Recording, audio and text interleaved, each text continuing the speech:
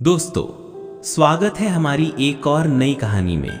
दोस्तों, कहा जाता है कि स्त्री का क्रोध और भीषण हो जाता है जब उसके साथ अन्याय और अपमान हुआ हो, और यदि वही स्त्री मरकर आत्मा बन जाए तो उसका क्रोध डायन का रूप ले लेता है।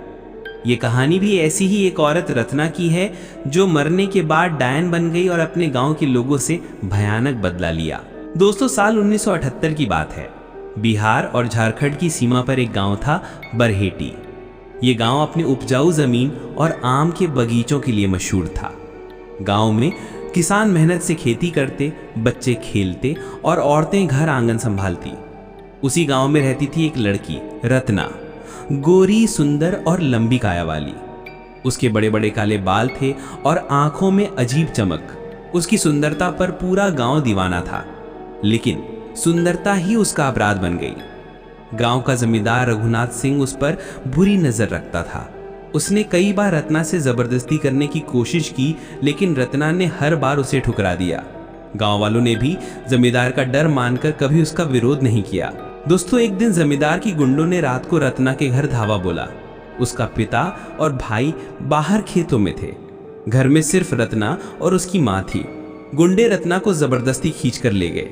रत्ना ने विरोध किया, जोर जोर से चीखी, लेकिन गांव के किसी आदमी ने उसकी मदद नहीं की। सब खिड़कियों के पीछे से तमाशा देखते रहे। जमींदार ने उसकी इज्जत लूटी और फिर गांव वालों को डराने के लिए उसे तालाब के पास मारकर लटका दिया। सुबह जब लोगों ने उसका शव देखा तो पूरे गांव में खौफ फैल गया, लेकिन किसी ने रघुनाथ सिंह का नाम लेने की हिम्मत नहीं की। मरते वक्त रत्ना ने चीख कर कहा था, तुम सब ने मेरा साथ नहीं दिया, मैं लौट कर आऊंगी और तुम सबको खत्म कर दूंगी।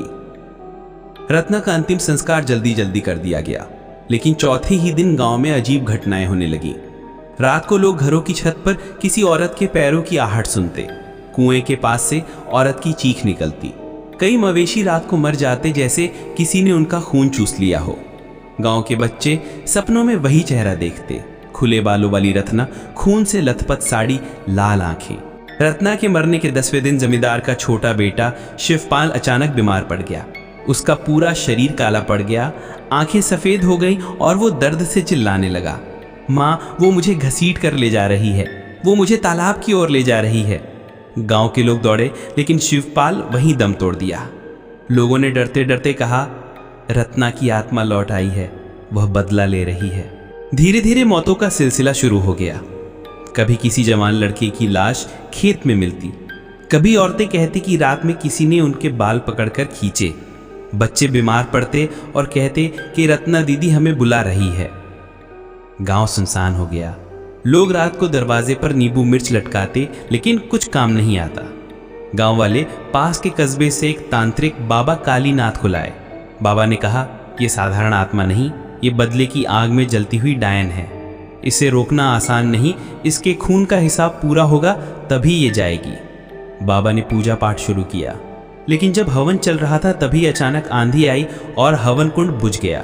पेड़ से कौवे गिर पड़े। अचानक सबने देखा, रत्ना की परछाई वहां खड़ी थी। उसकी आंखों से आग निकल रही थी।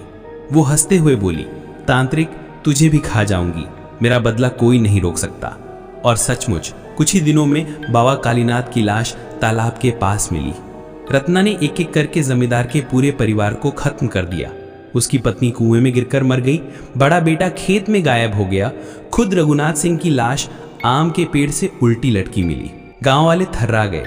लोग कहते थे, ये डायन अब सिर्फ जमींदार का नहीं, पूरे गांव का खून पीना चाहती है। समय बीतता गया और गांव वीरान होता गया।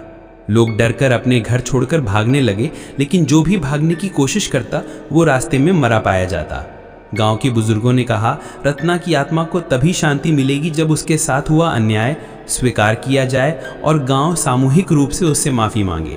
लेकिन कौन हिम्मत करता, लोग सिर्फ डरते रहे। दोस्तों, साल 1990 में बरहेटी गांव पूरी तरह खाली हो गया। खेत उजड़ गए, मकान खंडहर बन गए। कहते हैं, रात में आज भी वहां से औरत की चीख सुनाई देती है। राह चलते लोग बताते हैं कि किसी ने सफेद साड़ी में लंबी सी औरत को देखा, जिसके पांव उल्टे हैं और बाल जमीन पर घिसटते हैं। रत्ना की मौत ने उसे बदले की डायन बना दिया।